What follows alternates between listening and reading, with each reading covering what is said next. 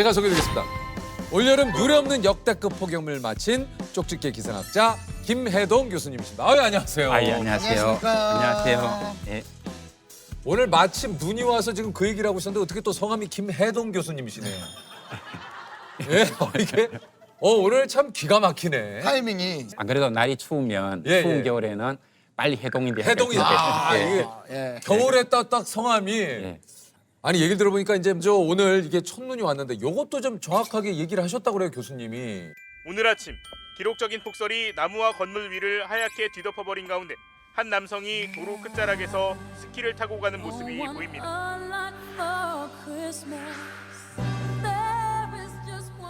예, 어제 날씨가 기상청 예보를 보면 한 3도, 4도 이렇게 예보가 나왔었거든요. 네. 근데 기상청 예보관들은 지상 온도가 3도 이하가 되면 눈이라고 예보를 하고 3도 이상이 되면 비라고 예보를 하거든요. 네, 네. 그러니까 어제 같은 경우는 아주 그 경계선상에 있기 때문에 네. 이걸 눈이라고 해야 될까? 비라고 비라고 해야 해야 될까? 될까? 근데 어제 작가님한테 제가 내일은 화이트 촬영입니다 이렇게 문자를 보낸 적이 있습니다. 정확하게. 예, 예. 왜 온도가 그렇게 예상을 좀 하셨어요? 예상보다는 온도가 더 내려갈 것으로 보였거든요. 그래서 실제 어제 예상한 것보다는 오늘 지금 녹화하는 이 시간에 온도가 한 2, 3도 더 낮거든요, 사실은. 예. 그래서 이제 그 예상을 좀 예, 하신 예. 거군요. 그보다는 온도가 더 떨어지겠다고 봤습니다. 오늘은 이제 첫 눈이 오긴 했습니다만 사실 얼마 전에 지난주까지만 해도 날이 그렇게 춥지가 않았어요. 네네네. 예. 가을도 좀 유독 늦게 오는 것 같았고 단풍도 좀 늦게 들고. 근데 진짜 유독 이번 여름은 좀 길었던 것 같아요. 그렇죠. 끝날 듯 안 끝나고 끝났다 예. 싶으면 다시 돌아오는 것 같고. 예. 추석까지 이렇게 사실은 무더위가 예전에는 추석에 아침에 입김이 났던 걸로 기억을 하거든요. 맞아요. 예. 근데 지금은 뭐 사실 반팔을 입고 다니니까. 그러니까 추석을 한자로 이렇게 써보면 네. 가을 추자에 맞아요. 저녁 석자잖아요. 네네. 그러니까 가을의 저녁이라는 얘기니까 가을이 무르익었다. 예, 예. 이제 두꺼운 옷을 입고 맞아요. 이렇게 됐었거든요. 네. 근데 이제는 그것은 다시 올 수 없는 그런 하나의 추억. 아 그래요? 이젠 옛날에 다시 이야기. 올 수 없는 거죠. 예, 교수님. 예, 그렇습니다. 아 그러면 수능 한파도 마찬가지입니까? 수능 한파도 없어졌어요. 그렇죠. 원래 수능 보면 너무 따뜻했죠. 영상 17도 뭐 이렇게 올라가 버렸으니까. 영상 17도요. 예. 수능 한파로 수도권과 강원 영서지방엔 한파주의보까지 내려져 있습니다. 기상청은 아침 기온이 영하 7도까지 떨어지는 곳도 있다며 강추위를 예상했습니다. 기온도 10도를 웃돌면서 예년 같은 수능 한파는 느껴지지 않습니다. 아니 이게 사실 기상이변에 대한 여러 가지 얘기들을 주변에서 좀 많이 합니다만 이렇게까지 더워지는 이유가 뭐가 있습니까? 결국은 우리가 얘기하는 지구 온난화, 기후 위기 이런 이야기죠. 그러니까 전 세계의 70%가 바다이고 그 안에 우리가 대륙이 큰 것 같지만 30%밖에 안 되니까 네네네. 사실은 우리가 큰 바다에 떠 있는 섬에 살고 있는 것인데요. 해수 온도가 굉장히 높거든요, 주변이. 그렇죠. 그러니까 우리가 살고 있는 이 계절이 여름에도 덥고 봄, 가을도 더워지고 뭐 이런 것들이 뭐 자연스러운 현상이 아니겠습니까? 아니 제가 엊그저께 신문을 보다 보니까 그게 이제 원래 그 초록색 귤이 요즘 가끔 많이 보여요. 근데 이것도 사실 기후와 연관이 있다고 얘기를 하더라고요. 그러니까 이 기온 차가 네. 이게 좀 커야 이게 이제 네네. 노란색으로 물이 드는데 이것도 안 돼서 그냥 예, 사과도 그렇게 된다고 그러더라고요. 그렇습니다. 결국은 과수가 맛있으려고 하면 과수 안에 네. 당이 높아야 되는데 네. 이 당이 높은 게 무엇인가 하면은 이 살이 찌는 것과 똑같은 겁니다. 그래서 우리가 이 사람이 왜 이게 살이 찌는가 하면은 원래는 사람들이 아주 굶주리면서 오랜 기간을 살아도 네. 보니까 뭔가 이게 영양분을 저축할 수 있을 때 살로 찌우려는 그 그렇죠, DNA 그렇죠. 때문이라고 얘기를 하지 않습니까? 생존 때문에. 과수도 마찬가지인 거예요. 밤이 되면 추우면 자기 에너지를 써야 써야 되기 되고. 때문에 낮에 그 에너지를 저장한 게 그게 당도인 거죠. 네네네. 그래서 낮에 온도가 떨어져야 당도가 높아지고 과수가 맛있는데 지구 온난화의 특성은 낮에도 무척 더워지지만 그것보다는 야간 온도가 매우 빠르게 올라간다는 이게 아주 큰 특성이거든요. 그래서 과수가 맛이 없어지는 겁니다. 그 결과가 지금 보면 농수산물의 흉작 이런 걸로 나타나는 거죠. 그러니까 배추도 그렇다고 그러더라고요. 배추도 그렇고 예. 사실은 물고기도 바다가 차가워야 그게 예. 살이 찰지고 맛있거든요. 그렇습니다. 근데 해수가 올라가면 그것도 맛이 없어지잖아요. 그렇죠. 그것뿐만이 아니고 해수 같은 경우 우리 가장 많이 먹는 광어 이런 것들은 온도가 24도가 넘어가면 식음을 전폐한답니다.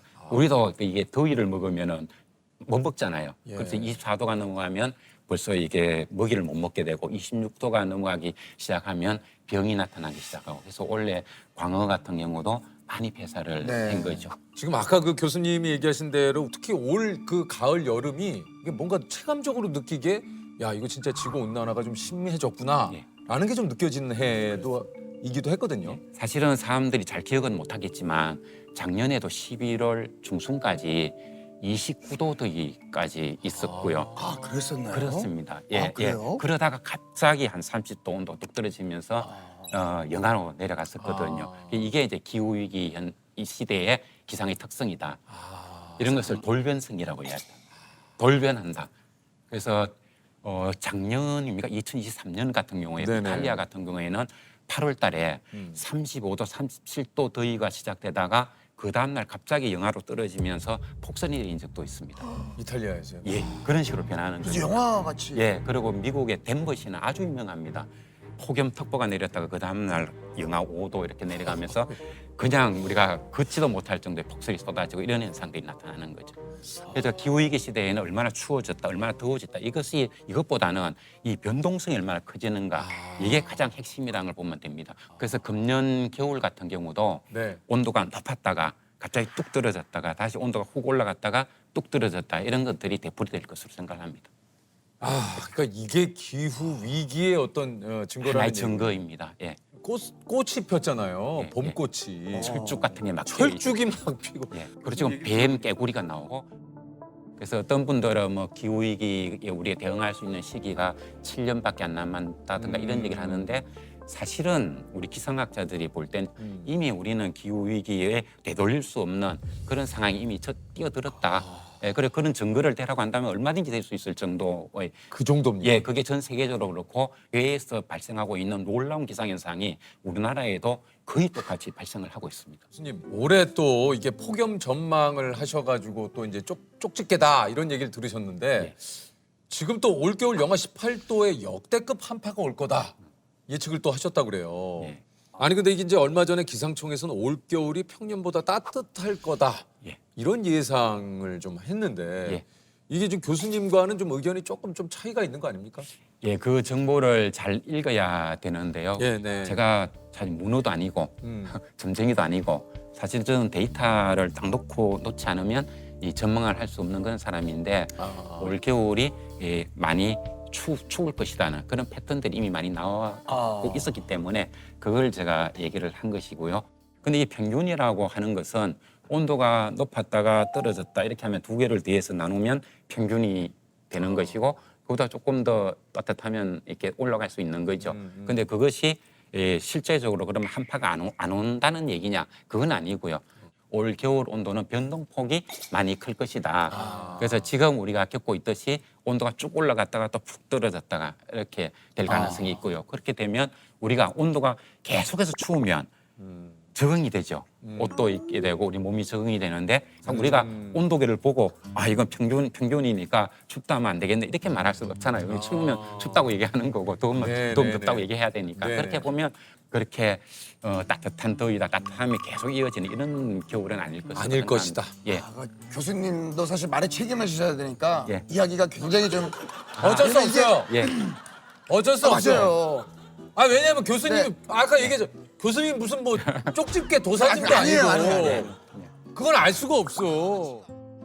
근데 전 세계 진짜 많은 분들이 노력하시지만 그 정확하게 예측한다는 거 사실은 그럼요. 그러니까 인간의 제가 영역을 벗어난 제가 거잖아요. 얘기하는 건 보면요. 올 겨울이 추울 것이라는 것은 우리나라 기상청의 계절 전망에도 나왔고요. 물론 저는 9월 달에 얘기했고 기상청에는 10월 달에 얘기하고 한 달에 격차는 나지만 어쨌든 그거는 이제 누구나 다 전망을 했던 그런 이야기거든요. 그런데 사실 이 얘기를 하려면은 좀 부담은 많이 됩니다. 그렇겠죠. 왜냐하면 이거는 5천만 국민들이 시간이 지나면 누구나 다 할 수 있는 거짓말을 할 수가 없는 그런 현상이 네네네. 있죠.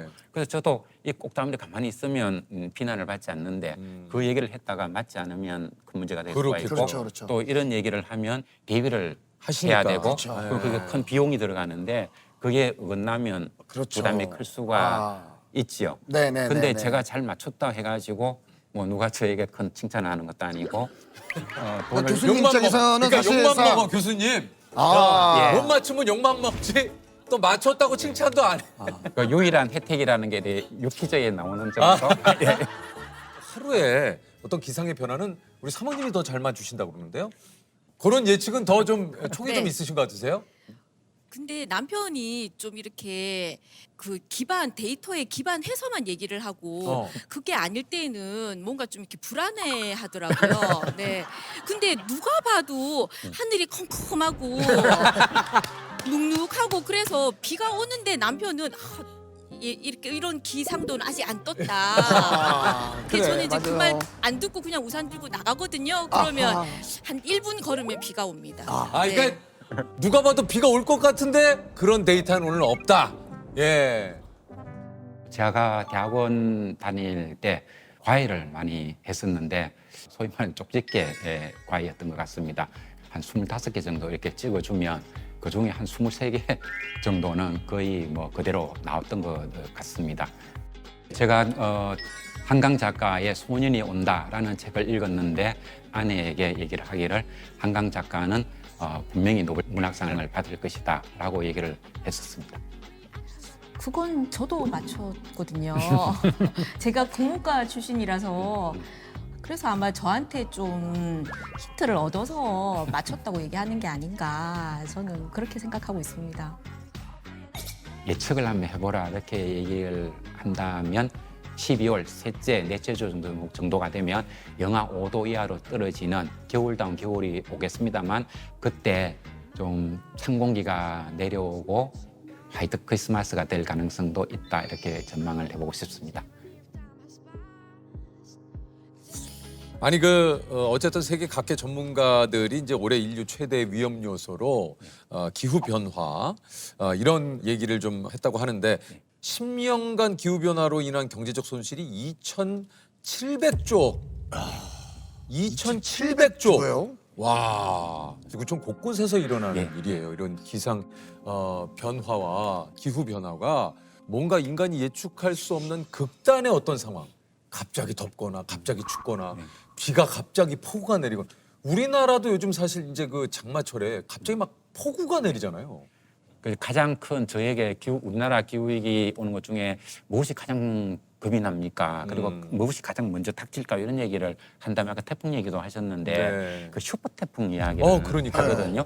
슈퍼 태풍이라고 하는 것은 비가 하루에 1,300mm 이상. 1,300mm. 예. 얼마 전에 몇 년 전에 이제 강남에 폭우로 물이 그렇죠. 들어온 게 예, 예.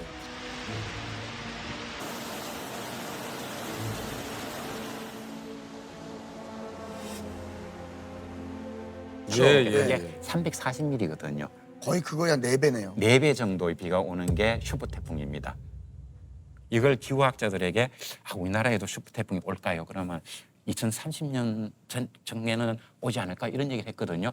근데 사실은 그게 아니고 2019년에 일본의 그 북해도부터 해서 오키나와까지 태풍 구름으로 다 덮은 하기비스라는 태풍이 있었는데 그렇지. 진료가 한반도라고 예보를 이미 냈었습니다. 그 태풍이 우리가 올라왔더라면 우리가 어떻게 돼 있을까 생각해 보면 지금 우리가 이 촬영을 못하고 있을 수도 있겠죠. 우리나라 그 어떤 도시도 1,300mm 비를 내렸을 때 건질 수 있는 도시가 없고 그리고 우리 도시에 가보면 고층 빌딩이 굉장히 많이 있죠. 있죠. 거기는 태풍이 오지 않아도 빌딩과 빌딩 사이에는 빌딩풍이라는 강한 그쵸, 바람이 그쵸. 불죠. 그래서 강한 저기압이라고 할 때는 그 바람 때문에 유리창이 깨지고 이런 사건이 이미 지금도 발생하고 있거든요. 근데 그게 만약에 시속 250km짜리 바람이 불면 어떻게 될까? 유리창 다 깨지는 거고 그 안에 사는 사람들은 그 안에 버틸지도 못할 겁니다. 이상하지 않는 그런 시기에 우리가 놓여져 있습니다. 그러니까 우리나라 도시들은 다 그렇게 만들어 놓았거든요, 지금. 그러니까 우리나라가 얼마나 대비가 안 돼 있는가 이걸 생각하면 너무나 끔찍한 것이고요. 이게 한마디로 이런 일이 이제 점점 잦아지고 있고 다행히도 운이 좋게도 다른 곳으로 빠져나갔지만 예. 이게 올 수 있다는 것에 대한 우리도 어느 정도 대비는 좀 해놔야 된다. 그래서 제가 이게 굉장히 심각하게 올 수 있기 때문에 여기 대비 안 하면 우리 사회가 큰일 납니다 하는 그런 사명감 때문에 그러신 것 같아요. 비난을 받을 수도 있지만 그걸 조금 지났다가 그렇지 않으면 그러니까 교수님이 지금 얘기하시는 게 내가 맞췄냐 못 맞췄냐가 그렇죠. 중요한 게 아니다. 예. 그러니까 이런 변화하는 지금 기후 위기, 그러니까 교수님은 왜냐면 그것만 보시기 때문에 이게 막 두려운 거예요. 거죠. 그렇죠. 저 같은 과학자들이 네. 말을 함부로 안 하는 그 직업병이라는 게 있는데 이런 얘기를 합니다.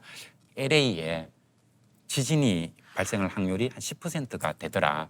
내가 시뮬레이션 해보니까 그랬을 때 큰 지진이 날 수 있으니까 대피해야 됩니다라고 얘기를 했어요. 그러면 사람들이 차를 몰고 막 도망을 가겠죠. 그러다가 교통사고가 나고 해서 사람이 한 100명쯤 죽었다. 근데 지진은 안 났다. 그래서 이 과학자가 떠안는 부담감. 그다음 한 10%밖에 안 되니까 아이고 뭐 참지. 괜찮겠지. 입을 닫았는데 실제로 터져가지고 10,000명이 죽었다.